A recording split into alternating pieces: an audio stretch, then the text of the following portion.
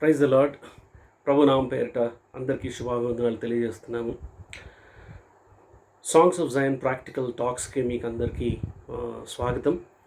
గత వారం సేవకుని సవాళ్ళు, challenges, some of the challenges pastors face today అన్నటువంటి ఒక శీర్షికను మనం మొదలుపెట్టాం. కొన్ని సవాళ్ళు ఆలోచన చేశాం. సేవకులంగా, దేవుని పనివారంగా, పాస్టర్స్గా మన వ్యక్తిగతమైన జీవితంలో, కుటుంబ జీవితంలో, పరిచర్య జీవితంలో ఎదుర్కొనేటువంటి కొన్ని సవాళ్ళు, సమస్యలు, అంతర్గత సంఘర్షణలు, ఇలాంటివి కొన్ని మనం మాట్లాడుకున్నాం. అందులో రెండు డీటెయిల్గా డిస్కస్ చేసాం.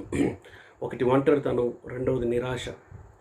దాదాపు అందరూ సేవకులు ఎదుర్కొనేటువంటి పరిస్థితులు ఇవి. ఒక్కొక్కసారి అందరి మధ్యలో అందరితో ఉండేటువంటి పాస్టర్ గారు ఒంటరివాడు. అలాగే అందరికీ ప్రోత్సాహాన్ని ఇచ్చే పాస్టర్ గారు కొన్ని సందర్భాల్లో ఏలియా వలె నిరుత్సాహంగా వెళ్ళే పరిస్థితులు కూడా ఉంటాయి.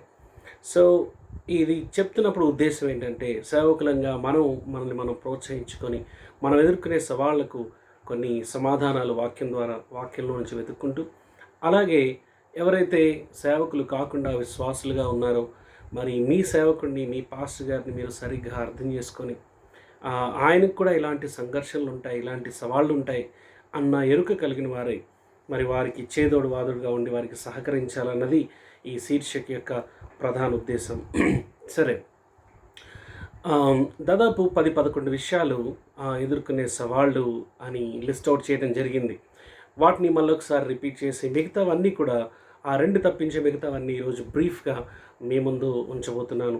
వాటిని మనం ప్రార్థనాపూర్వకంగా విందాం, ఇతరులకు కూడా తెలియచేద్దాం. తద్వారా దేవుని దాసులముగా మనల్ని మనం పురికొల్పుకుంటూ, ప్రోత్సహించుకుంటూ, అలాగే విశ్వాసులముగా మరి మన సేవకులను, మన పాస్టర్ గారిని గౌరవించుకుంటూ, గణపరుచుకుంటూ వారిని ప్రోత్సహిద్దాం.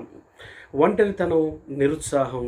ఆ తర్వాత ఈరోజు మనం చూడబోయేటువంటి విషయాలు ఫినాన్షియల్ డిఫికల్టీస్, ఆర్థికపరమైనటువంటి సవాళ్ళు అనేది దేవుని దాసులంగా మనం ఎదుర్కొనేటువంటి ఇంకొక ప్రధానమైన సవాలు. తర్వాత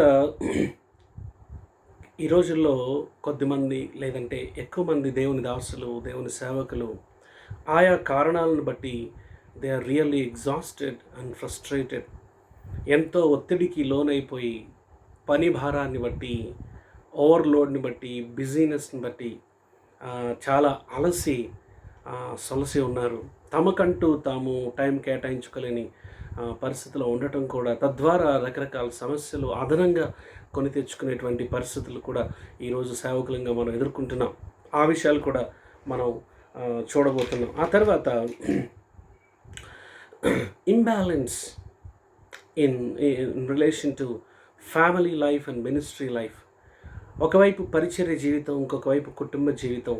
ఈ రెండింటినీ సమతౌల్యంగా బ్యాలెన్స్ చేసే విషయంలో ఎంతో సవాలు ఈరోజు మరి సేవకుల మీద ఉంది, సేవకుల ముందు నిలబడుతుంది ఇలాంటి సవాలు. ఒకవైపు రోజుకి పెరిగిపోతున్నటువంటి పని భారం, పరిచర్య భారం, ఇంకొక వైపు కుటుంబ బాధ్యతలు. ఈ రెండింటినీ సరిగ్గా బ్యాలెన్స్ చేయలేకపోవడం వల్ల కూడా రెండు కూడా చెడిపోతున్న, రెండు కూడా ఇబ్బందులు పాలవుతున్న సందర్భాలు కూడా ఉన్నాయి. కొన్నిసార్లు భాగస్వామి నుంచి, భార్య నుంచి సరైన ప్రోత్సాహం లేకపోవటం, సేవలు, ఆ తర్వాత పిల్లల గురించిన చింత, ఇవన్నీ కూడా సేవకుడు ఎదుర్కొంటున్నాడు ఈరోజు. విశ్వాసులు ఆలోచించాలి. తర్వాత కొన్నిసార్లు వ్యక్తిగతమైనటువంటి పర్సనల్ లైఫ్లో సేవకులంగా, దేవుని దాసులంగా మన వ్యక్తిగతమైన పరుగు పందెం ఉంది, మన ఆత్మీయ పోరాటం ఉంది. అంటే ఇతరులని ప్రభువులో నడిపించడమే కాదు, మనం వారికంటే ముందుగా నడుస్తాం అన్నప్పుడు we have our own challenges.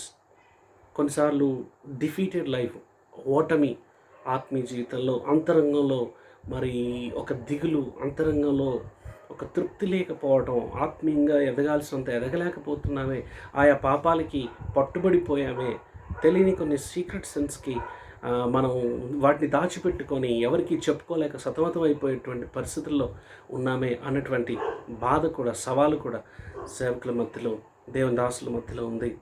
తర్వాత ఆఖరిది పియర్ ప్రెషర్, తోటి సేవకుల యొక్క ఒత్తిడి అని చెప్పొచ్చు.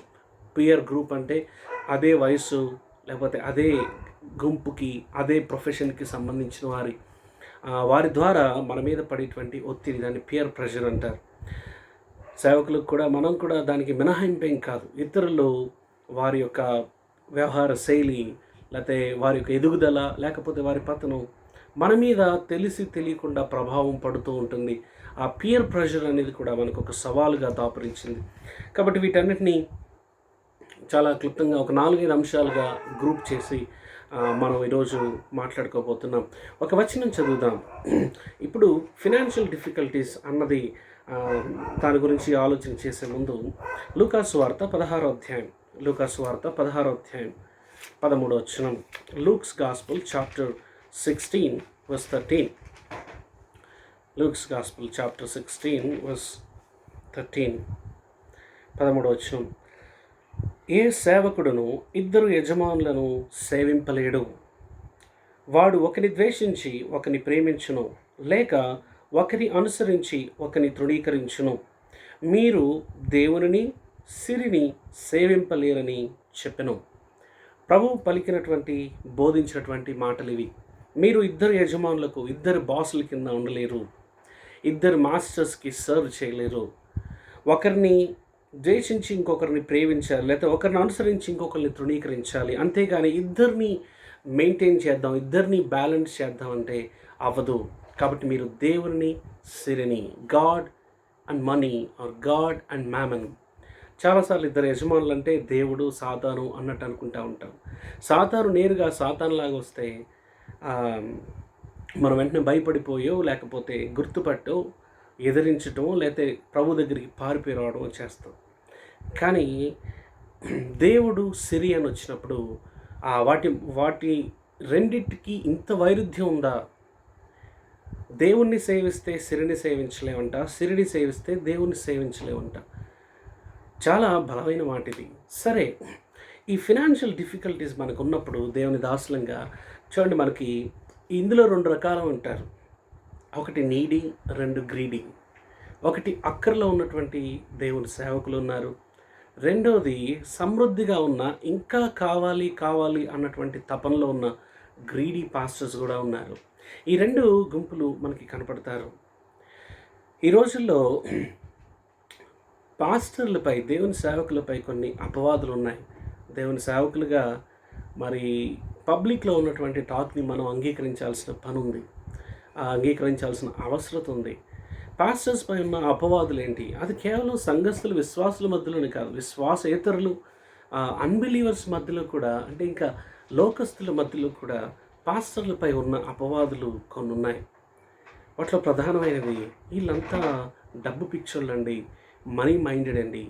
అందరూ కాదు, ఎవరో కొద్దిమంది అట్లున్నారు, వాళ్ళే అందరికీ కనపడుతూ ఉంటారు. ఆ కారణం చేత ఆ అపవాదు అందరి పాస్టర్లపై, అందరి దైవ సేవకులపై మోపుతూ ఉంటుంది లోకం. మనీ మైండెడ్ అండి. తర్వాత అఫ్కోర్స్ అన్ని చోట్ల ఇలాంటి గ్రీడీ పీపుల్ ఉంటారు. వీరి ద్వారా, అంటే డబ్బు కోసం తపన ఆరాట పడుతున్నట్టు ఇలాంటి వారి ద్వారా అక్కర్లో ఉన్నటువంటి, పేదరికంలో కొట్టుమిట్టాడుతున్నటువంటి దైవ సేవకులకు కూడా ఇవ్వటానికి వెనక ముందాడుతున్నారు కొంతమంది. ఎందుకంటే జనరల్గా అందరినీ ఒక తాట కట్టేయడానికి ప్రయత్నం జరుగుతూ ఉంటుంది. సో కొద్దిమంది పాస్టర్లు నిజంగానే మరి దే ఆర్ మనీ మైండెడ్. తర్వాత they love rich people, partiality చూపిస్తారు. ధనవంతులను ఒక రకంగా, చిన్న ఉద్యోగాలు, చిన్న చిన్న పనులు చేసుకునే పేదవాళ్ళని ఇంకొక రకంగా అలా చూపిస్తారు. సంఘాల్లో ఇది కనపడుతూ ఉంటుంది. యాకోబు కూడా అదే అంటాడు. ఒకడు మంచి బట్టలు వేసుకొని వచ్చినప్పుడేమో రండి ఇక్కడ పీఠం మీద కూర్చోండి అని అంటారు. ఒక పేదవాడు వస్తే అక్కడ దూరంగా కూర్చో అన్నట్టు అంటారు. ఈ పక్షపాతం కదా. ఈ నాయకుల్లో, అంటే సేవకుల్లో, పాస్టర్స్లో ఇది ఈ రోజున అడపాదడప అక్కడక్కడ చాలా ప్రస్ఫుటంగా కనపడుతుంది.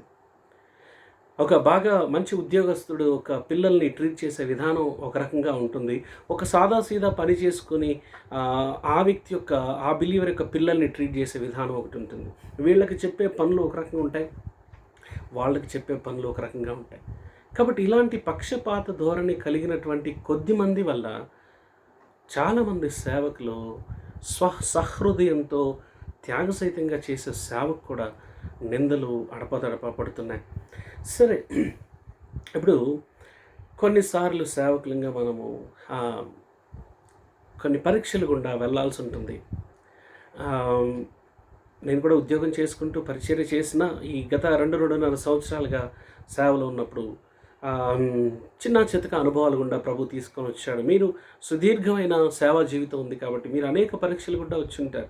అలాంటి పరీక్షా సందర్భాల్లో దేవుడు డబ్బు విషయంలో మన వైఖరి ఎలా ఉందని గమనిస్తూ ఉంటాడు, చూస్తూ ఉంటాడు. ఆ విషయంలో నమ్మకంగా ఉన్నావా లేదా అన్నట్టు. అందుకే తొలి దినాల్లో, సేవకు వచ్చిన తొలి దినాల్లో మరి ఎంతో సేవ మరి చాలా చక్కగా జరిగింది. ఆత్మలు రక్షించబడ్డాయి, సంఘాలు స్థాపించబడ్డాయి, ఎంతో మంట ఉండేది. రాను రాను సంఘాల్లో సంఖ్య పెరిగింది, ఇన్కమ్ పెరిగింది. ఆ తర్వాత మరి ప్రభు మీద ఆధారపడటం తగ్గిపోయి సేవలో కూడా ఒకలాంటి నైరాశ్యం అములుకున్నట్టు మనం ఈ రోజుల్లో గమనించుకోవచ్చు. సో కొంతమంది గ్రీడీ పీపుల్ గురించి ఒక ఎగ్జాంపుల్ చెప్తాను. అదేంటంటే, నాకు తెలిసిన ఒక యవనస్తుడు ఉన్నాడు. అతను ఇలాంటి సందర్భం మా మధ్యలో వచ్చి ఒకసారి ఇలా అంటున్నాడు, అన్న, నేను ఏ ఊరు నుంచి అయితే వచ్చానో ఆ ఊరిలో పాస్టర్ గారు నాకు పదే ఫోన్ చేస్తాడు.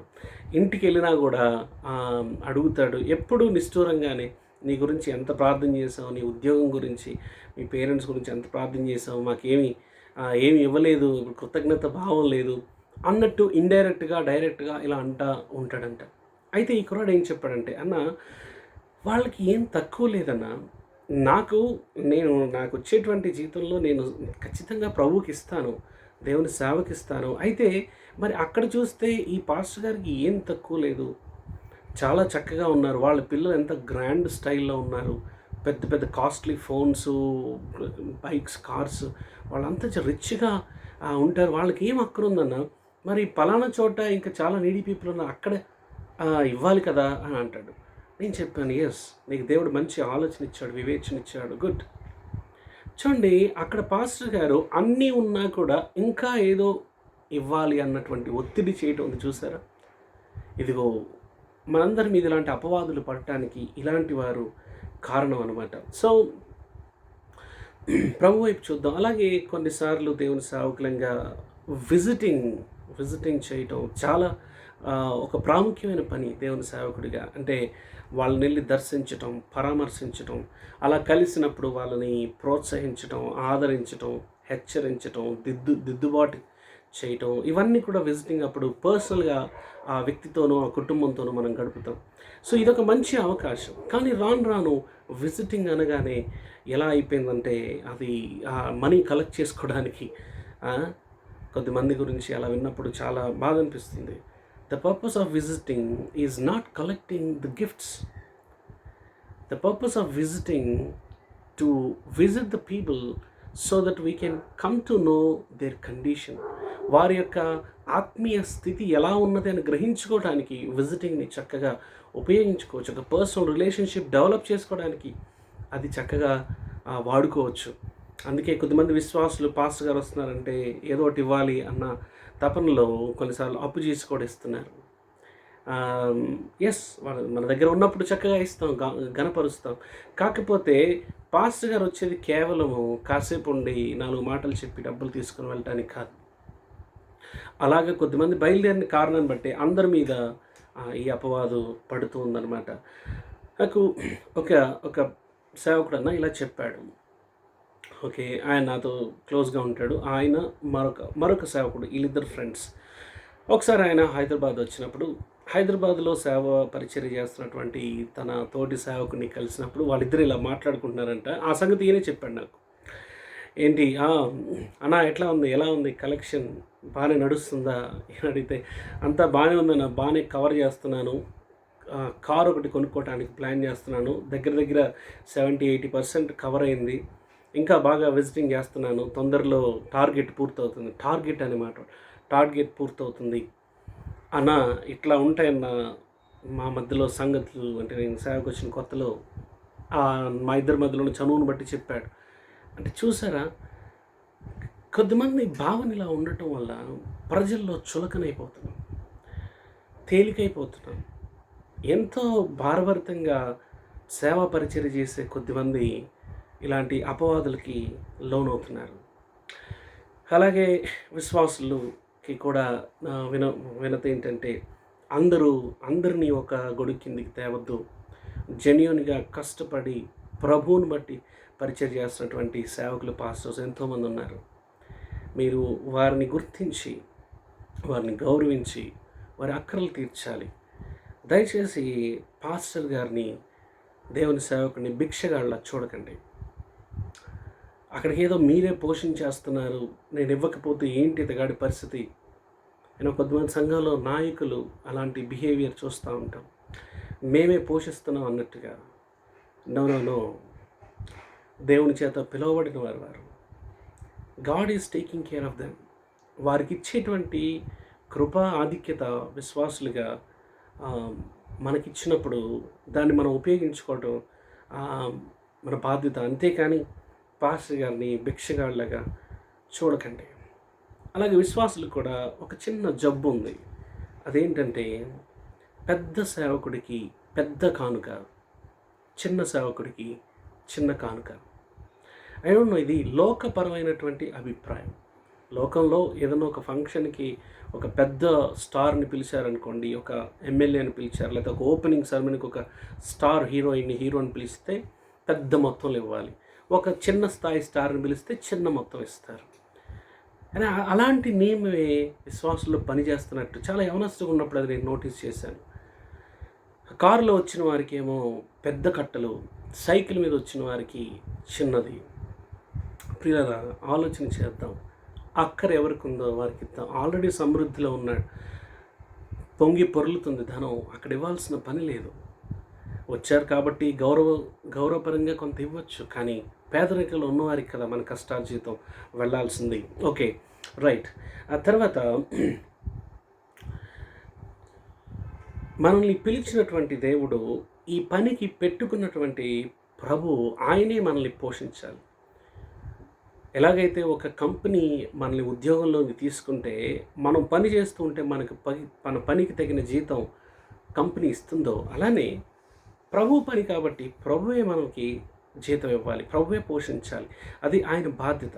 కాబట్టి జీతం వైపు ఆయన వైపు చూడటమే. సో ఆ రీతిగా మనల్ని మనం ప్రోత్సహించుకుందాం. మన ముందు నడిచిన పరిగెత్తిన గాడ్లీ పీపుల్ వారికి ఎగ్జాంపుల్ చూద్దాం. మరి ముఖ్యంగా భగత్ సింగ్ గారు ఈ డబ్బు విషయంలో ఎంతో చాలా నిక్కచ్చిగా మాట్లాడారు. అప్పుడు చాలా డిఫరెంట్ స్టాండ్ తీసుకున్నారు. ఆయన ప్రసంగాల్లో డబ్బుల కోసం ఆరాటపడే వాళ్ళని, మీరు సేవ మానేసి మీరు ఏదో ఒక పని చేసుకోండి అని చెప్పిన ప్రసంగాలు మనం వింటూ ఉంటాం. భిక్షగాల్లాగా అవ్వకండి అని హెచ్చరించిన ప్రసంగాలు మనం వింటాం. నీ అక్కర ప్రభువుకు మాత్రమే తెలియాలి, ఏ మనుషుడికి కూడా తెలియొద్దు, క్లూస్ కూడా ఇవ్వద్దు అన్నటువంటి విధానంలో కొనసాగించినటువంటి దైవజనులు అలాంటి వారు అక్కడిక్కడ ఉన్నారు. కాబట్టి అలాంటి వారి వైపు మాదిరి పెట్టుకొని మన విశ్వాస జీవితంలో ముందుకు వెళ్దాం. ఓకే, బిలీవర్స్కి కూడా please take care of your pastor so that he will take care of your spiritual life. Me pastor గారిని మీరు జాగ్రత్తగా చూసుకోండి. మీ ఆత్మీయ జీవితాల్లో ఆయన బాగా చూసుకోగలుగుతాడు. లేదంటే ఆయన మీద ఈ ఫినాన్షియల్ డిఫికల్టీ అనే సవాలు మోయలేని బరువుగా మారిపోయి చేయాల్సినటువంటి సేవను సరిగ్గా చేయలేకపోయే ప్రమాదం ఉంది. అలాగే దేవుని సేవకులంగా కూడా మనం ఇతరులకి చెప్తూ ఉంటాం, సాధారణంగా వినాలంటే కొంచెం ఇష్టం ఉండదు. బట్ ప్రభు వాగ్దానం చేశాడు, ఆయన రాజ్యమును నీతిని మొదట వెతకండి, అప్పుడు అవన్నీ మీకు అనుగ్రహించబడతాయి. తినడానికి తిండి, కట్టుకోవడానికి బట్ట, ఉండటానికి గూడు. ప్రియరా, that is a promise not only for believers, even for pastors like us. కాబట్టి ఆయన పని మీద ఫోకస్ పెడదాం, ఆయనే మన అక్కర్లు తీరుస్తాడని నమ్ముదాం. ప్రభు ఆ రీతిగా సహాయం చేయను గాక.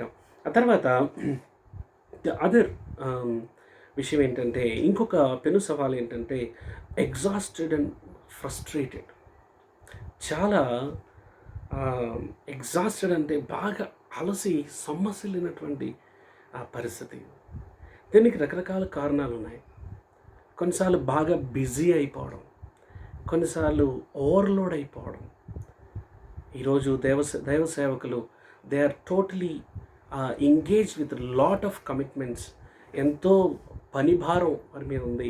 తద్వారా వాళ్ళకి ఒక రెస్ట్ అనేది లేకుండా అయిపోయింది. దాన్ని బట్టి ఒకలాంటి ఫ్రస్ట్రేషన్, ఒకలాంటి విసుగుదల, ఒక వేసారిపోయినటువంటి పరిస్థితి గుండా వెళ్తున్న వారు కూడా లేకపోలేదు. ఓకే. యా, ఇందాక ఫినాన్షియల్ డిఫికల్టీలో ఒకటి చెప్పడం మర్చిపోయాను. ఆ మధ్యకాలంలో ఒక 3 days మీటింగ్ సెమినార్కి వెళ్ళటం జరిగింది. అక్కడ ఫ్యామిలీ కౌన్సిలింగ్లో నేను నా భార్య మాట్లాడడానికి వెళ్ళాం. వెళ్తే అక్కడ కొద్దిమంది సేవకులు నాకు పరిచయం అయ్యారు. వాళ్ళతో చక్కగా టైం స్పెండ్ చేయడానికి ప్రభు సహాయం చేశారు. అయితే అక్కడ కొన్ని బుక్స్ పెట్టారనమాట. బ్రేక్ టైంలో మేము అలా తిరుగుతున్నప్పుడు కొన్ని బుక్స్, బైబిల్ నిఘంటువులు, కామెంటరీ పెట్టారనమాట. అది చూసినప్పుడు ఒకటి బాగా అనిపించింది. నేను అన్నకు చెప్పాను, అన్న ఇలాంటిది మీరు కూడా పెట్టుకుంటే బాగుంటుంది అంటే, అవునన్నా ఎప్పుడన్నా ఆలోచన చేస్తాం ప్రభు సహాయం చేసినప్పుడు అన్నాడు. అప్పుడు నేను చూశాను, కొంచెం ప్రశ్నార్థకంగా చూసినప్పుడు అన్నాడు, నన్ను కొంచెం పక్కకు తీసుకెళ్ళి, అన్న వారానికి 600 వస్తుందన్న కానుక, ఇవన్నీ మేము ఎక్కడ కొనుక్కోగలం అన్నాడు. నాకు చాలా బాధేసింది. అంటే ఈ రోజుల్లో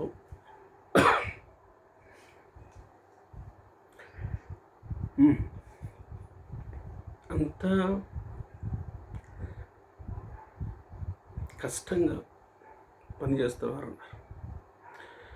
సో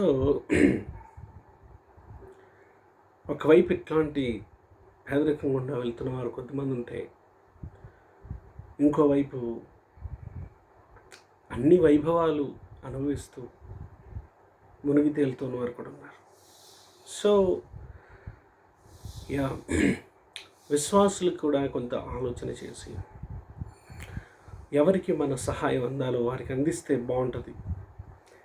తద్వారా అలాంటి పాస్టర్స్ ఇంకొంత ఉత్సాహంతో దేవుని పని చేయగలుగుతారు. లేకపోతే ఆ చింత, విచారం వాళ్ళని వెంటాడటం ద్వారా వారు చేయాల్సిన పని చేయలేకపోతుంటారు. సరే, ఎగ్జాస్టెడ్ అండ్ ఫ్రస్ట్రేటెడ్, చాలామంది బిజీ, ఓవర్లోడెడ్, మోయలేనంత బరువు. దీనికి కొన్ని కారణాలు ఉన్నాయి. ఇది నా అబ్జర్వేషన్లో నేను చూసింది, నేను చదివింది, నేర్చుకుంది, గమనించింది. దీనికి కారణాలు ఏంటంటే, నెంబర్ ఆఫ్ ప్రోగ్రామ్స్ ఒకటి. అంటే వారమంతా కూడా కొద్దిమంది totally engaged, number of programmes. తర్వాత అవి వివరిస్తానంటే, అవి మీటింగ్లు అవ్వచ్చు, బోధ చేయటం అవ్వచ్చు, ప్రసంగాలు అవ్వచ్చు, తర్వాత కౌన్సిలింగ్ అవ్వచ్చు, ఇతరుల దగ్గరికి వెళ్ళి పరామర్శించడం, ఇవన్నీ నెంబర్ ఆఫ్ ప్రోగ్రామ్స్. తర్వాత ప్రజలకు కూడా ఎలా ఉందంటే, విశ్వాసులకి over expectation from their pastor. వారి సేవకుడి నుంచి ఎక్కువ కోరుతూ ఉంటారు, ఎక్కువ హై డిమాండ్స్. అన్నీ చేయాలి, అన్నీ చూసుకోవాలి. ఇందులో 2 రకాలు ఉంటారు. ఒకటి, సంఘం పాస్టర్ గారే అన్నీ చేయాలని ఎక్స్పెక్ట్ చేయటం ఒకటి. రెండవ రకం, పాస్టర్ గారు ఇక వేరే వాళ్ళకి ఏ పని ఇవ్వరు, అన్నీ ఆయనే మీదేసుకొని చేస్తూ ఉంటారు. అది దేవుని చిత్తం కాదు. కాకపోతే అన్నిట్లో ఈయనే ఇన్వాల్వ్ అయిపోదాం అనుకోవటం వల్ల కూడా అనవసరమైనటువంటి ఒత్తిడికి లోనైపోతున్నారు. ఆ తర్వాత ఈ ఎగ్జాస్టెడ్ అయిపోవటానికి, ఫ్రస్ట్రేట్ అయిపోవటానికి, విసిగి వేసారిపోవటానికి, ఒత్తిడికి లోనవటానికి మరొకటి ప్రాబ్లం ఏంటంటే, family problems and financial problems. ఇందాకే చెప్పాను ఫినాన్షియల్ ప్రాబ్లమ్స్, ఆ తర్వాత ఫ్యామిలీ ప్రాబ్లమ్స్ కూడా. పిల్లరా, ఈ ఒత్తిడి కూడా దేవుని సేవకుల మీద పడటం వల్ల వారికి లాంటి నైరాశ్యం గుండా, ఒక విసుగుదల గుండా, ఒక ఫ్రస్ట్రేషన్ గుండా వెళ్తున్నారు. దీనికి తోడుగా చర్చ్ పాలిటిక్స్ ఒకటి, సంఘంలో ఉండే ప్రెషర్ ఒకటి, సేవకుల మీద ఇతరులు చేసే బాసిజాన్ని బట్టి, ఇప్పుడు నెంబర్ ఆఫ్ బాసెస్, వాళ్ళకి జై కొట్టాలి, వీళ్ళకి జై కొట్టాలి, వాళ్ళకి సలాం కొట్టాలి, వాళ్ళని ప్రసన్నం చేసుకోవాలి, వీళ్ళకి లోబడి బ్రతకాలి. కొద్దిమంది చాలా ఇన్సెక్యూర్ అయిపోతున్నారు. ఎందుకంటే there are some leaders who are really playing with the lives of pastors. Of course pastors ఇతరులని ఆడుకునే సందర్భాలు కూడా ఉన్నాయి. కానీ కొన్ని చోట్ల పాస్టర్స్ని ఆడుకునేటువంటి సందర్భాలు. సో దానివల్ల ఒకలాంటి విసుగుదల, నలుగుదల గుండా వెళ్తున్నారు. సంఘంలో పాలిటిక్స్, తోటి సోదరుల వల్ల, తోటి సేవకుల వల్ల, రీజనల్గా ఉండేటువంటి హెడ్స్ వాళ్ళ ద్వారా ఒత్తిడి రకరకాలుగా, తర్వాత ఇతర స్థానిక సంఘమే కాకుండా ఓవరాల్గా ఆ సహవాసంలో కానీ లేదా ఆ డినామినేషన్లో కానీ ఉన్నటువంటి పాలిటిక్స్లో, ఆ రాజకీయాల్లో అతిగా ఇన్వాల్వ్ అవ్వడం, అతిగా ఎంగేజ్ అయిపోవడం కూడా ఈ ఫ్రస్ట్రేషన్కి కారణాలు. ఒక ఎగ్జాంపుల్ నేను విన్నాను. అదేంటంటే, నాకు తెలిసిన ఒక అబ్బాయి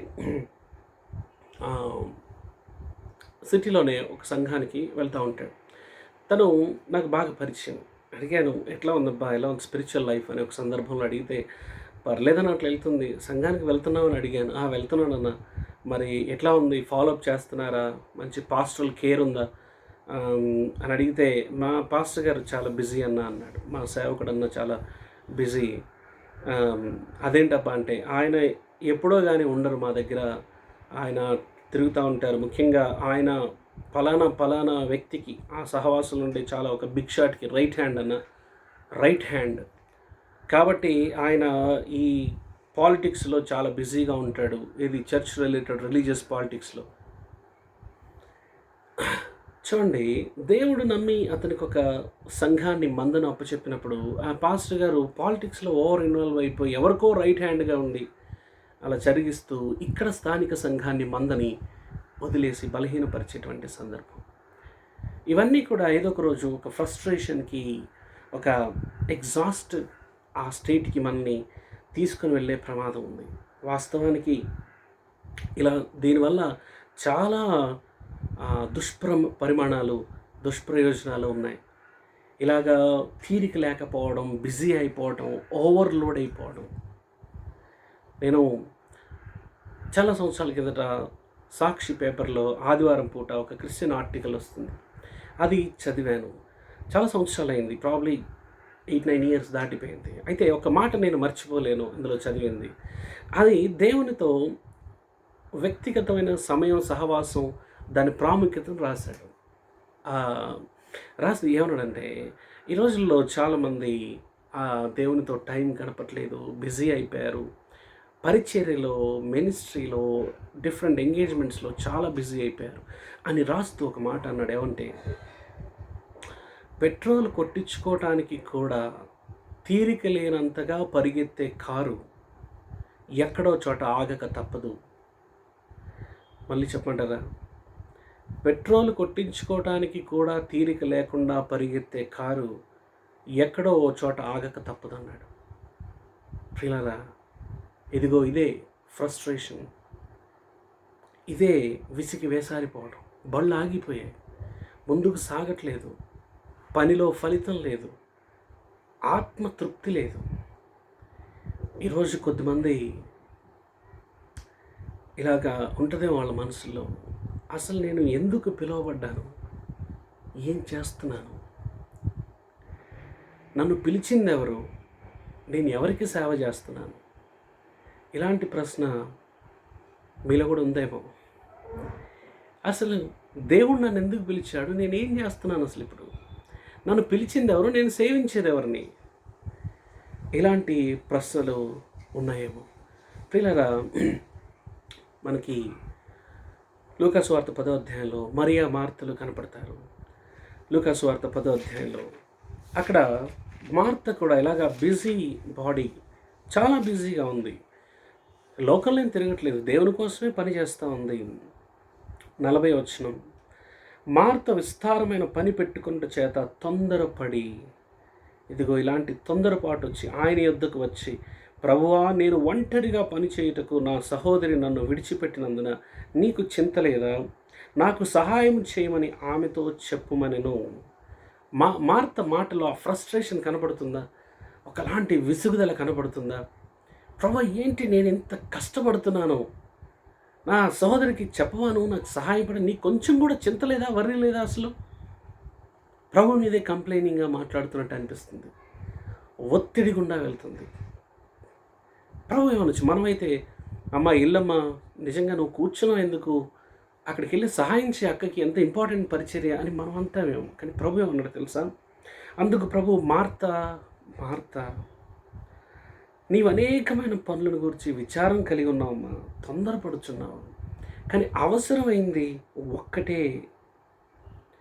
ఇదిగో ఆ ఒక్కటి ఏంటంటే, ఈ మరి ఎంచుకుంది, అది ఉత్తమమైనది ఏర్పరచుకుంది, నా దగ్గర కూర్చొని నాతో సమయం గడపటం, నా దగ్గర వినడం.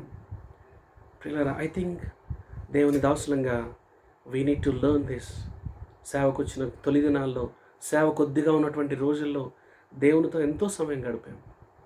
తర్వాత సేవ విస్తరించే కొద్దీ, జనాలు పెరిగే కొద్దీ, పరిచయాలు పెరిగే కొద్దీ వీ బికమ్ సో బిజీ. ఇప్పుడు ఎంత బిజీ అయిపోయామంటే ప్రభుని పలకరించేదే లేదు, ప్రభుతో టచ్లోనే లేదు. నోరు తెరిస్తే ప్రభుకే ప్రార్థన చేస్తాం, అందరినీ ప్రార్థన చేయమని అడుగుతాం, ఉపన్యాసాలు, ప్రసంగాలు చేస్తున్నాం.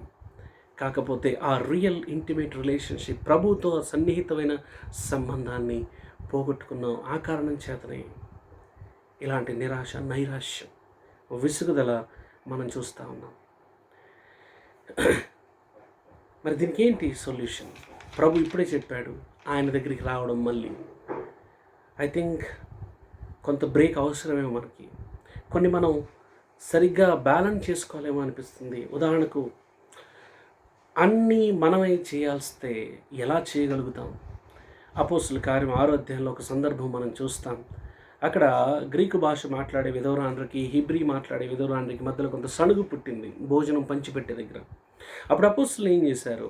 మీలో కొద్దిమందిని ఏర్పరచుకోండి డీకన్స్గా, కాబట్టి ఈ పని వాళ్ళకి అప్పచెప్తాం, మేమైతే ప్రార్థనలో, వాక్యంలో ఉంటాం. ఎందుకంటే మేము అసలు పని వదిలేసి వీటన్నిటిలో ఎంగేజ్ అయితే మేము న్యాయం చేయలేం. I think there is a lesson. చూడండి ఎంత బ్యూటిఫుల్గా అపోస్తులు ఆ మాట చెప్పారు. ఇక్కడ మనం నేర్చుకోదగిన ఒక చక్కటి సొల్యూషన్ కనపడుతుంది. అపోస్తుల కార్యంలో 6వ అధ్యాయం 2వ వచనం. అప్పుడు 12 మంది అపోస్తులు తమ యొద్దకు శిష్యుల సమూహమును పిలిచి, మేము దేవుని వాక్యము బోధించటమాని ఆహారం పంచిపెట్టుట యుక్తము కాదు. ఎందుకంటే వీళ్ళు పంచిపెట్టాల్సిన ఆహారం వేరే ఉంది.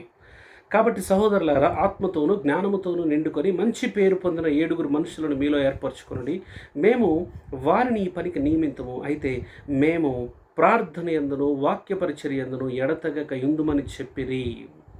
ఈ మాట జనసమూహం అంతటికీ ఇష్టమైనందున వారు ఆ తర్వాత 7 ఎంచుకున్నట్టు మనం చూస్తాం. పిల్లరా, ఐ థింక్ ఇక్కడ ఒక చక్కటి ప్రిన్సిపల్ నేర్పిస్తుంది దేవుని వాక్యం. మనం కాపరిగా మన ప్రధానమైనటువంటి పని వారిని పోషించటం, వాక్యంలో పెంచటం, నర్చర్ చేయటం, మెచ్యూరిటీలోనికి తీసుకురావడం, ఆత్మీయంగా బలవంతులుగా తీర్చిదిద్దటం. దానికి ప్రార్థన, వాక్యము, కౌన్సిలింగ్, వారితో సమయం గడపటం, ఇది ఇంపార్టెంట్ పని. ఇప్పుడు మనమే అన్నిట్లో ఇన్వాల్వ్ అయిపోతే, అరేంజ్మెంట్స్లో, అడ్మినిస్ట్రేషన్స్లో, మార్కెటింగ్లో, పాలిటిక్స్లో, అన్నిట్లో మనం ఎంగేజ్ అయిపోతే అసలు పనికి గండి కొట్టబడుతుంది. This is what happening in many cases. మనం మాత్రమే చేయాల్సిన పనిని తక్కువగా చేస్తూ పక్కన పెట్టేసి మిగతా ఇతరులు చేయాల్సినటువంటి పని కూడా మన మీదే వేసుకుంటున్నాం. కొన్ని సంఘాల్లో ఇలాంటి 2 భావనలు ఉంటాయి. ఒకటి, పాస్టర్ గారు పాపం సేవకుడు ఎంత పిలిచినా దేవుని పని కొరకై జనాల ముందుకు రారు. ఇదొక కేసు. అలాంటి పరిస్థితులు ఆయనే మొత్తం చేసుకోవాలి. రెండవ కేసులో జనాలు సిద్ధంగా ఉంటారు, కానీ ఈయన ఎవరికి అవకాశం ఇవ్వడు.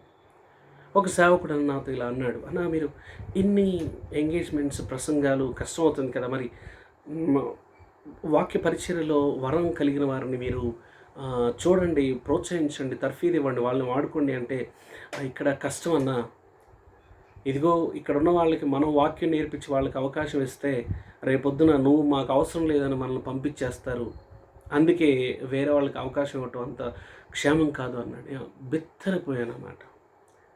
ఆశ్చర్యపోయాను. ఇండియాకి వచ్చినటువంటి తొలి దినాల్లో విన్నాను. వాక్యానికి ఎంత భిన్నమైన ఆలోచన, అది ఎంత భిన్నమైన ఆలోచన. ప్రభువేమో శిష్యులను తయారు చేయండి అని చెప్తే, శిష్యుల్ని తయారు చేస్తే గురువు అయిన నాకే ఇబ్బంది అవుద్ది అనేసి శిష్యుల్ని తయారు చేయటం మానేస్తున్నాడు ఆయన. ఆలోచన చేయండి ప్రియులారా. కాబట్టి ఏం చేయొచ్చు అంటే, ఇతరుల్ని కూడా దేవుని పరిచర్య కొరకై ఎంకరేజ్ చేసి, వారిలో ఉన్న దేవుని కృపా వరమేంట గుర్తించి ఆ పని వాళ్ళకి డిస్ట్రిబ్యూట్ చేయటం ద్వారా ఇంకా ఎఫెక్టివ్ వర్క్ చేయగలుగుతాము. ఆ తర్వాత ఈ మీటింగ్స్ ఉన్నాయి చూసారా, కూడికలు, నియామక కూడికలు, వార కూడికలు, లేకపోతే ఇంకా డిఫరెంట్ ప్రోగ్రామ్స్, అవి అర్థసహితంగా ఉద్దేశపూర్వకంగా మీనింగ్ఫుల్గా ఉండేటట్టు ప్లాన్ చేసుకోవటం మంచిది. ఏదో జరగాలి కాబట్టి జరగాలని మొక్కుబడిగా రావాలి అని జనాల్ని ఒత్తిడి చేస్తూ వాళ్ళు కూడా తప్పదురా బాబు వెళ్ళాలి అన్నట్టు ఆలోచన చేద్దాం. ఎంతవరకు మీటింగ్స్ అవసరం అంతవరకు ప్లాన్ చేసుకుందాం. ఆ తర్వాత అనవసరమైనటువంటి రాజకీయాల్లోనికి మనం దూరకుండా ఉండటం ఎంతో క్షేమం. అలా చేస్తే ఏం జరుగుతుందంటే వాటిలో మనం బిజీ అయిపోయి ఈ రోజుల్లో మరి కొంతమంది దైవ సేవకులు మరి ఎంతో ఒత్తిడికి లోనవుతున్నారు. అక్కడ స్థానికంగా ఉన్న పెద్దలను బట్టి, లేకపోతే ఇంకా పైన ఉన్న వారిని బట్టి రకరకాల ఒత్తిడికి లోనైపోయి వారికి ఇష్టం లేకపోయినా, ఈ మాట గమనించండి, ఈ రోజుల్లో కొద్దిమంది సేవకులు వారికి ఇష్టం లేకపోయినా ఎవరొకరి పార్టీ జెండా మోయాలి. మనసు చంపుకొని ఇష్టం లేకపోయినా ఎవరో ఒకరికి జై కొట్టాలి, లేకపోతే ఉనికే దెబ్బతినే పరిస్థితి కొన్ని చోట్ల ఉంది. ఇన్వాల్వ్ అవ్వాలని మనసు లేకపోయినా కూడా ఒత్తిడి చేసి ఎవరొకరి వైపు నిలబడి నినాదాలు చేయాలి, ఏదో ఒక ట్యాగ్ వేసుకోవాలి. ప్రియులారా, సేవకులు చాలా సంఘర్షణకు లోనవుతున్నారు, సఫర్ అవుతున్నారు, ఇబ్బందులు పాలవుతున్నారు. సో తోటి సేవకుల్ని మనం ఆదరించుకుందాం. విశ్వాసులారా, మీ సేవకుడిని ఆదరించండి, గౌరవించండి. సో ఒక మాట చూస్తాను, అంటే ప్రభువు, నేను అనుకుంటాను, అంటే ఇది చెప్తే కొంచెం వింతగా ఉంటుందేమో, కానీ కొద్దిమంది దేవుని సేవకులకి కొంత బ్రేక్ అవసరం అనిపిస్తుంది. They need a break, they need some rest. మామూలు ఉద్యోగస్తులు బాగా తీరిక లేకుండా పని చేశారనుకోండి, ఏదో కొంత ఒక వారం రోజులు సెలవు పెట్టి కొంచెం విశ్రాంతి తీసుకుంటారు, ఎక్కడికైనా వెళ్తారు కుటుంబంగా. కానీ అదే సేవకుడు చేస్తే ఇవన్నీ అవసరమా సేవకుడికి? ఏ సేవకుడు మనిషి కాదా? తనకి కుటుంబం లేదా? తనకి భార్య బిడ్డలు లేరా? తనకి కూడా పని నుంచి కొంత విశ్రాంతి వద్దా? ఎందుకు ఇలాంటి high demands? He's also a normal human being like you and me. బహుశా మనకంటే కొంత ఆత్మీయతలో ముందు ఉండొచ్చు. ఆ కారణం చేత ఇవేవి ఉండకూడదు అన్నటువంటి దృష్టి, ఇది కూడా విపరీతమైన ప్రెషరు ఈరోజు దేవుని సేవకుల మీద. వాళ్ళు ఏ బట్టలు వేసుకున్నా, వాళ్ళ పిల్లలు ఎలా ఉన్నా అన్నీ గుచ్చి చూస్తారు, వెనకాల మాట్లాడుకుంటారు. ఇది ఉన్న పరిచర్య భారంగా ఉంటే ఇదొక అనవసరమైన హెడ్ఏక్ సేవకులకి. ప్రియమైన విశ్వాసి, ఆలోచన చేద్దాం. Probably your pastor needs a break, కొంత విశ్రాంతి, కొంత రిలాక్సేషన్ అవసరమే. మీరు కూడా ఆలోచించండి. ఇదేంటి వాక్యానికి భిన్నంగా చెప్తున్నాడు, అసలు సమయం అనక అసమయం అనక ప్రయాసపడాలని వాక్యం చెప్తుంటే, అవును, ఇంతకాలం ప్రయాసపడుతున్నాం. అక్కడక్కడ దేవుడు కూడా 6 రోజులు సృష్టి తర్వాత విశ్రమించాడు. విశ్రాంతి దినాన్ని ఇచ్చి మీరు 6 రోజులు కష్టపడి 1 రోజు విశ్రాంతి తీసుకోవాలి, దేవునితో ప్రైవేట్ టైం. ఒక సందర్భం మార్క్స్ వార్త 6వ అధ్యాయంలో ఒక ఇంట్రెస్టింగ్ సందర్భం జరిగింది, చూడండి. మార్క్స్ వార్త 6వ అధ్యాయంలో, మార్క్స్ వార్త 6వ అధ్యాయం, ఇక్కడ ప్రభువు మరి వారిని 12 మందిని, 7వ వచనం, ఆయన 12 శిష్యులను తన యొద్దకు పిలిచి వారిని ఇద్దరిద్దరిగా పంపి వారికి పని అప్పగించిన తర్వాత వాళ్ళు వెళ్ళేసి ఆ పని చేసుకొని వచ్చారు.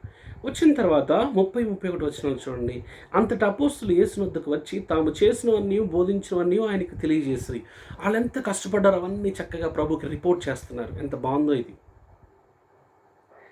ఒక పెద్ద ఆయన, గాడ్లీ మ్యాన్, జేసీ రావు అంకుల్, మీకు తెలుసు చాలామందికి. ఆయన ఒకసారి మీ ఇద్దరు మాట్లాడుతున్నప్పుడు ఈ సలహా ఇచ్చారు నాకు, ఈ వచనం చూపించి, ప్రతిరోజు ప్రభుకి మన పని నిమిత్తమే ఆ రిపోర్ట్ ఇవ్వాలి. ప్రభు ఈ రోజంతా ఇలా జరిగింది, ఈ పని చేశారని చెప్తే బాగుంటుంది, నేర్చుకున్నాను, నాకు బాగా నచ్చింది. సో ప్రభు దగ్గరికి వచ్చి మొత్తం చెప్పారు, రిపోర్ట్ చేస్తున్నారు. అలా అయిపోయిన తర్వాత 31 వచనంలో, అప్పుడు ఆయన మీరు ఏకాంతముగా అరణ్య ప్రదేశములకు వచ్చి కొంచెము సేపు అలసట తీర్చుకొనడని చెప్పాను. ఎందుకంటే ఏలైనగా అనేకులు వచ్చుచూ పోవచ్చు ఉండినందున భోజనము చేయుటకైన వారికి సావకాశం లేకపోయాను. వచ్చుచూ పోవచ్చు ఉండినందున వారికి అవకాశం లేదు. వారు నిజంగా టైర్డ్ అయిపోయారు, అలసిపోయారు. ప్రభువే సాక్షాత్ ఏమంటున్నాడు తెలుసా? ఆయన మన గురించి పట్టించుకునేవాడు. మన ఆరోగ్య స్థితిని కూడా చూసేవాడు కాబట్టి ఏమంటాడంటే, మీరు వెళ్ళి కొంచెం రెస్ట్ తీసుకోండి, మీరు కొంచెం రిలాక్స్ అవ్వండి, మీకు రెస్ట్ కావాలి, మీకు రెస్ట్ ఉంటేనే చక్కగా ముందు పనికి నెక్స్ట్ డేకి మీరు రెడీ అవుతారు. So be relax. ఎంత బాగుంది అసలు! ఈ ఒక్క మాటలో ఎంతో పెద్ద సందేశం ఉంది. ఇలాంటి మాటలు మనకి ఎక్కువగా వినపడవు. పరిగెత్తు, కష్టపడు, కోర్స్ చేద్దాం, సమయం తక్కువగానే ఉంది. కాకపోతే మన ఆరోగ్యాలు, మన కుటుంబాలు, వాటి సంగతి ఏంటి?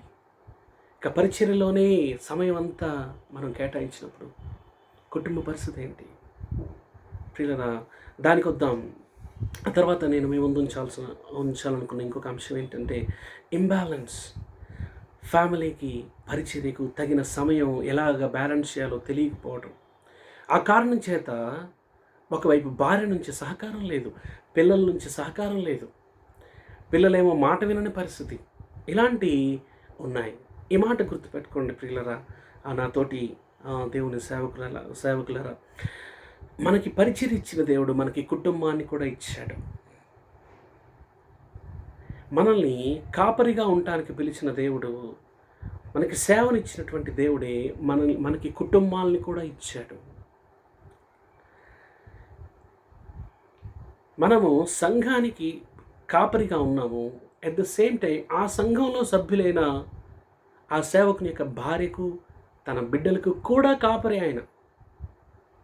వీరిని పక్కన పెట్టడానికి వీల్లేదు.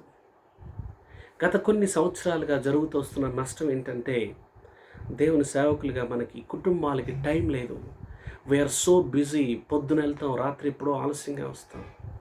భార్యతో కాసేపు కూర్చొని మాట్లాడే తీరిక లేదు. ఇద్దరు పరిచర్యలో బిజీగా ఉంటారు. పిల్లలతో కాసేపు కూర్చొని మాట్లాడేది లేదు. వాళ్ళ స్కూల్లో ఏం జరుగుతుంది, వాళ్ళ హోంవర్క్స్ ఎలా ఉన్నాయి, వాళ్ళ యాన్యువల్ డేస్ ఏంటి, ఇవన్నీ అసలు తెలియదు మనకి. పిల్లలతో కలిసి ఆడుకునే టైం లేదు. అలాగనే నాన్న ఎప్పుడో వస్తాడు, వచ్చినప్పుడు కొన్ని ప్రశ్నలు అడుగుతాడు, సమాధానం చెప్తాం, ఎరా తిన్నావా, హోంవర్క్ చేసావా, అంతేగాని ఒక ఇంటిమేట్ రిలేషన్షిప్ డెవలప్ అవ్వలేదు. వీళ్ళు టీనేజ్లోకి వచ్చిన తర్వాత 14, 17, 19, 20 సంవత్సరాలకు వచ్చిన తర్వాత తండ్రి ఇంట్లోకి వస్తే వీడు బయటికి వెళ్ళిపోతాడు. నాన్న మళ్ళీ బయటికి వెళ్ళిన తర్వాత వీడు లోపలికి వస్తాడు. నాన్నతో టైం గడపడానికి ఇష్టం ఉండదు. అన్నిటికీ అమ్మే మీడియేట్ చేయాలి. అమ్మ నాన్నకు చెప్పు అంటాడు. నాన్న కూడా వాడికి చెప్పమ్మా. ఏంటి ఇలాంటి రిలేషన్షిప్ సరైంది కాదు ఇది. దీనికి ఒకానొక కారణం ఏంటంటే బిజీ, ఓవర్లోడెడ్, ఫ్రస్ట్రేటెడ్. కుటుంబానికి, పరిచర్యకు తగినంతటువంటి ఎలాంటి సమయం కేటాయించాలో అది సరిగ్గా తెలుసుకోలేకపోవటం వల్ల, ప్రియులారా, దీనివల్ల చాలా దుష్పరిమాణాలు ఎదుర్కొంటా ఉన్నాం. దేవుడు కాపరిగా ఉండటానికి మనల్ని పిలిచాడు కదూ. అదే సందర్భంలో ఒక భర్తగా కూడా మనల్ని పిలిచాడు, ఒక తండ్రిగా కూడా పిలిచాడు. అందుకే భర్తని చేశాడు, తండ్రిని చేశాడు, భార్యను, బిడ్డల్ని ఇచ్చాడు. సంఘానికి కాపరమే, కుటుంబానికి కూడా కాపరి మనమే.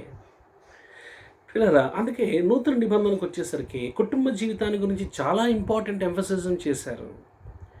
తిమోతికి రాస్తూ ఇలా అంటాడు. తిమోతికి ఇది అఫ్కోర్స్ పెద్దలు, నాయకుల విషయంలో చెప్పబడింది, ఇది సేవకులకు కూడా వర్తిస్తుంది కదా. మరి అంటే ఈ లక్షణాలన్నీ పెద్దలకే ఉండాలా, సేవకుడికి అవసరం లేదా అలా కాదు కదా. సో 3వ అధ్యాయం 1 తిమోతి 3వ అధ్యాయంలో ఇలా అంటాడు. ఏమని? 5వ వచనం, ఎవడైనా తన ఇంటి వారిని, 5వ వచనం, 4వ వచనం, సంపూర్ణ మాన్యత కలిగి తన పిల్లలను స్వాధీనపరచుకొనచ్చు తన ఇంటి వారిని బాగా ఏలువాడునై ఉండవలెను.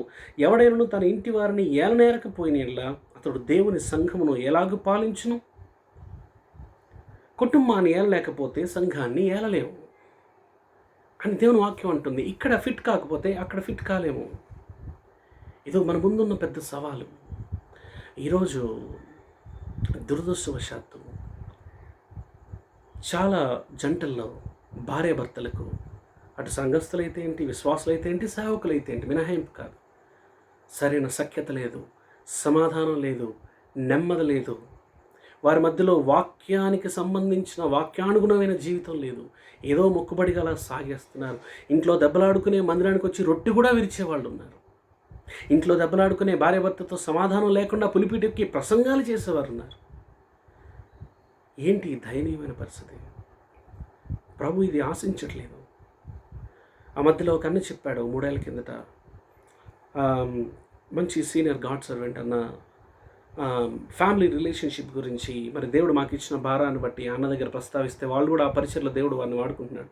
అలాంటి ఏమన్నాడంటే, అన్న చాలా కేసెస్ మేము ఈరోజు వింటున్నాం, కొద్దిమందిని కౌన్సిల్ చేస్తున్నాం. అప్పుడు మేము కువైట్లో ఉండేవాళ్ళం, అన్న ఇండియా అక్కడికి వచ్చారు. ఆ సందర్భంలో జరిగింది. ఏమన్నారంటే, చాలా విశ్వాసుల జంటలే కంప్లైంట్స్ ఉన్నారన్న. ఎక్కువ మందికి ఎవరి దగ్గర అక్కర ఉందంటే సేవకురు సేవకురాలకి సఖ్యత లేదు, వాళ్ళ మధ్యలో సమాధానం లేదు. వాళ్ళే ఎక్కువ మంది రీచ్ అవుతున్నారు ఇప్పుడు సహాయం కోసం, కౌన్సిలింగ్ కోసం. నడిపించేవారే ఇలాంటి పరిస్థితిలో ఉంటే ఇక మిగతా వారికి ఏం బోధిస్తారు, ఏం చెప్తున్నారు? దీనికి ఒకనొక కారణం ఏంటంటే బ్యాలెన్స్ చేయలేకపోవటం. There is no time for wife and kids. భార్యకు పిల్లలకు సమయం లేదు పాస్టర్ గారికి. అందరికీ సమయం ఉంది. ఒకసారి ఒక చాలా వయసులో ఉన్న పాస్టర్ గారు చనిపోయారు. ఆయన ఫ్యూనరల్ జరుగుతుంది. బాడీ అక్కడ పెట్టి అందరూ ఒకరి తర్వాత ఒకరు సాక్ష్యాలు చెప్తా ఉన్నారు. ఒక్కొక్కరు చెప్తున్నారు, మా పాస్టర్ గారు ఏ సమయంలో అంటే ఆ సమయంలో పరిగెత్తుకొని వచ్చేవారండి. ఆయన ఎప్పుడు బిజీగా ఉన్నా అని చెప్పలేదు.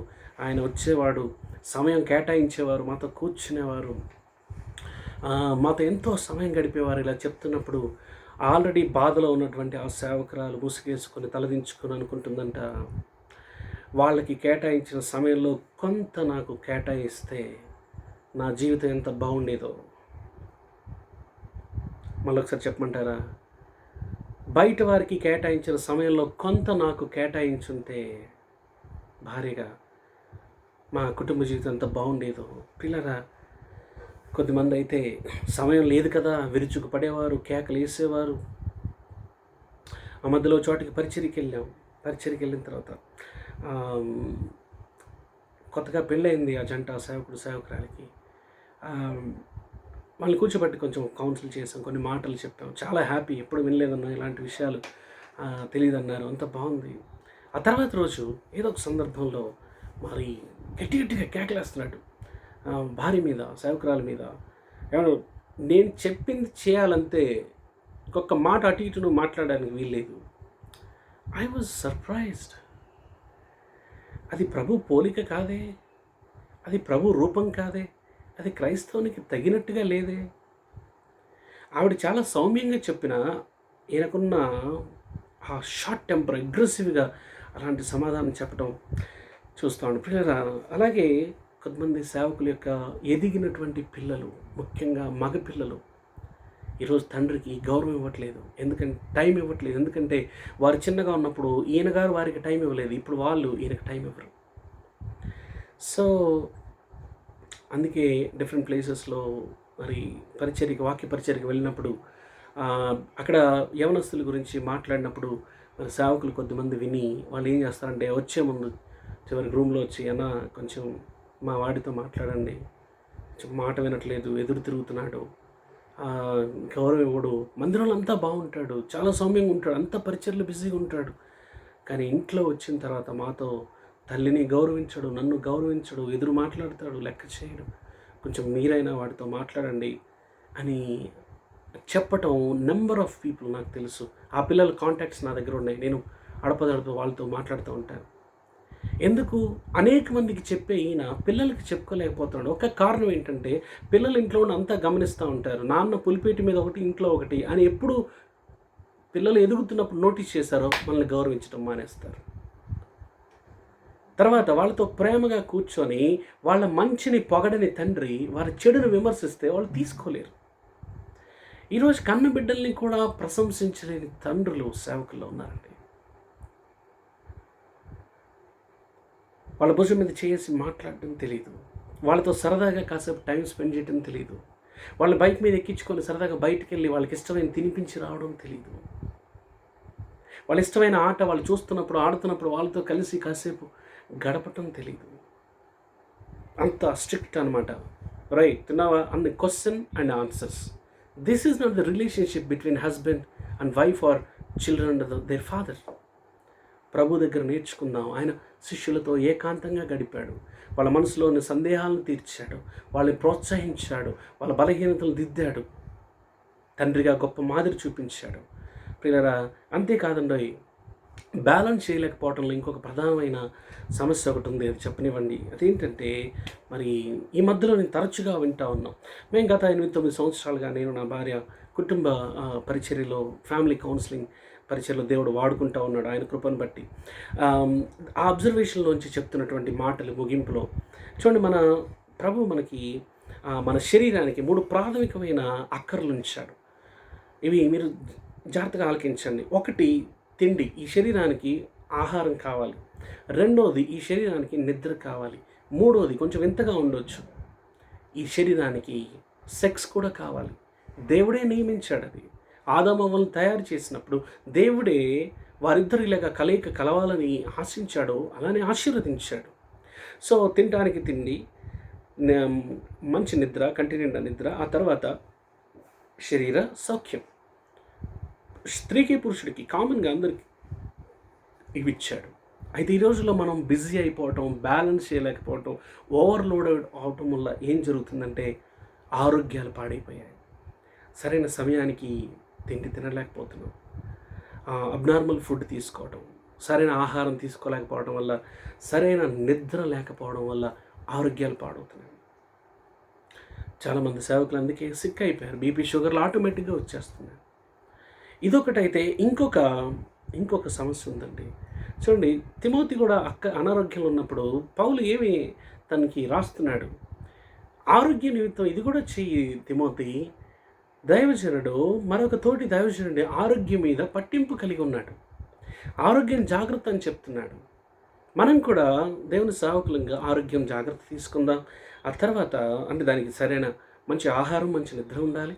అదే రకంగా మరి ఎంత సేవకుడు సేవకురాలైనా వారిద్దరు కూడా భార్యాభర్తలే. మనం మరి భార్యాభర్తలుగా ఉన్నప్పుడు ఒకరి ధర్మం ఒకరికి నెరవేర్చాలి. 1 కొరింథీ 7వ అధ్యాయంలో భర్త భార్యకు, భర్త భార్యకు, భార్య భర్తకు వారి వారి ధర్మములు నడపవలెను. అంటే వారి శరీర అవసరాలను, లైంగిక అవసరాలను తీర్చాలి. భర్తకే కానీ భార్య శరీరం పైన తనకి అధికారం లేదు, భార్యకే కానీ భర్త శరీరం మీద భర్తకు అధికారం లేదు. అధికార మార్పిడి జరిగింది. కాబట్టి ఇప్పుడు వైవాహిక బంధంలో వీరిద్దరి మధ్యలో ఆరోగ్యకరమైన శృంగార జీవితం ఉండటం కూడా ఎంతో అవసరం. అది మీరు ఆలోచన చేస్తున్నారా? మీ ఇంట్లో ఉన్న మీ భాగస్వామికి, మీ భార్యకు సరైన లైంగిక తృప్తిని కలుగజేస్తున్నారా? మీ భర్తలకు సరైన సమయాన్ని మరి తృప్తిని కలుగజేస్తున్నారా? సేవకులంగా మనం ఆలోచించుకోవాలి కదా. ఆ మధ్యలో ఒక ఫ్యామిలీ కౌన్సిలింగ్ సెమినార్లో ఇలానే వెళ్ళినప్పుడు మరి ఈ విషయం గురించి నేను మాట్లాడాను.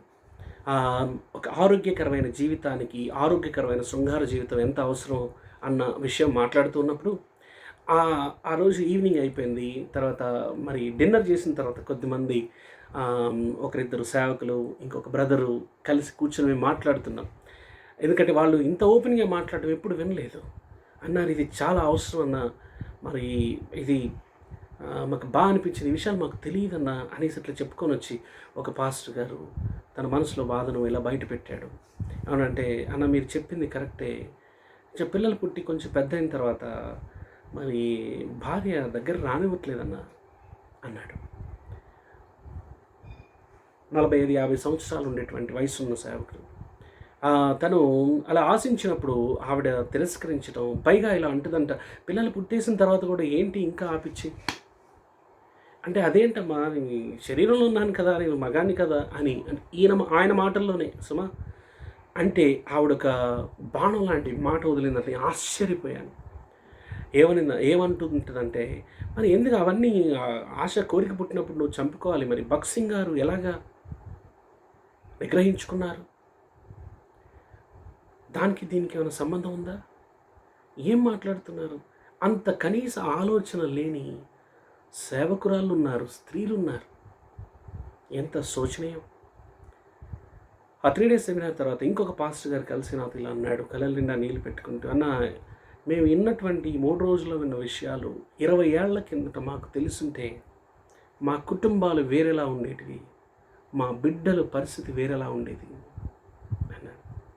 ఇంకొక ఆయన అన్న, మా వాడికి విపరీతమైన కోపం నా నుంచే వచ్చిందా, ఏం చేయాలన్నా అన్నిటికీ విసుక్కుంటున్నాడు, తిరగబడుతున్నాడు ఇంత వయసులోనే. పిల్లరా, ఎన్ని సమస్యలు మనకున్నాయి. వీటన్నిటికీ ఒక ప్రధానమైన కారణం ఏంటంటే ఫ్యామిలీకి సరైన సమయం కేటాయించకపోవడం, కుటుంబానికి సరైన సమయాన్ని ఇవ్వకపోవడం, భార్య బిడ్డలతో క్వాలిటీ టైంని గడపకపోవడం, పరిచర్లో బిజీగా ఉండి బాగా అలసిపోయి రాత్రి వస్తాడు, భార్యతో 10 నిమిషాలు కూర్చొని మాట్లాడే టైం ఉండదు, కానీ పడక మీదకి రమ్మంటే ఆవిడ ఎలా ప్రతిస్పందిస్తుంది? తన మనసు సిద్ధంగా లేదు.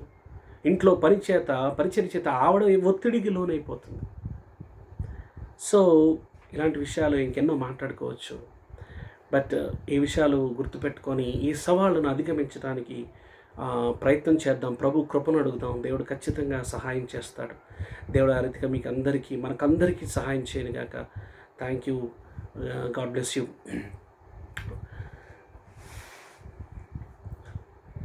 ప్రార్థన చేసుకుందాం. తల్లు వంచండి. ప్రార్థన చేసుకుందాం. తల్లు వంచండి. ప్రియమైన తండ్రి, పరిశుద్ధమైన దేవ, చేయబడిన పరిచయం మీరు ముద్రించండి, సహాయం చేయండి. ఎవరికి ఏ మాట కావాలో ఆ మాట అనుగ్రహించండి. మన సవాళ్ళను అధిగమించడానికి కావలసిన ధైర్యాన్ని, కృపను, సామర్థ్యాన్ని మాకు కలుగు చేయమని వేడుకుంటూ మమ్మల్ని తగ్గించుకుంటూ మీ నామాన్ని హెచ్చిస్తున్నాం తండ్రి. అయా నీ దాసులముగా మరి సరైన బ్యాలెన్స్ కలిగి ఉండటానికి సహాయం చేయండి దేవా. ఓవర్లోడ్ నుంచి తప్పించండి, బిజీనెస్ నుంచి తప్పించండి దేవా. దేవా ప్రాపర్గా నీ చిత్తానుసారంగా ముందుకు వెళ్ళడానికి సహాయం చేయండి. ఆర్థికపరమైన సవాళ్ళలో కూడా మీరే సమృద్ధిని కలుగు చేయమని వేడుకుంటున్నాం దేవా. అంతరంగ జీవితంలో ఎక్కడైతే ఓటమి ఉందో, పాపంలో పడిపోతున్నాం, రహస్యమైన పాపంలో ఉన్నాం, దాని నుంచి విడిపించండి, జయం కలుగు చేయండి. ఇతరుల్ని పోల్చుకొని కృంగిపోకుండా, అతిశయించకుండా దయచేసి మాకు సహాయం అనుగ్రహించమని, ఈ పరిచర్యను songs of Zion practical talks మినిస్ట్రీని కూడా మీరు బ్లెస్ చేయమని యేసు పరిశుద్ధ నామములో వచ్చే వారం కొరకు కూడా మమ్మల్ని సిద్ధపరచమని వేడుకుంటూ యేసయ్య నామములో అడుగుచున్నాము తండ్రి. ఆమేన్. మన తండ్రి అయిన దేవుని యొక్క ప్రేమ, ఆయన కుమారుడు మన రక్షకుడైన యేసుక్రీస్తు కృప, పరిశుద్ధాత్మ దేవుని యొక్క అన్యోన్య సహవాసము మనందరికీ తోడయుండి బలపరిచి ఆశీర్వదించును గాక. ఆమేన్. Praise the Lord. అందరికీ వందనాలు. God bless you. వచ్చే వారం కలుసుకుందాం.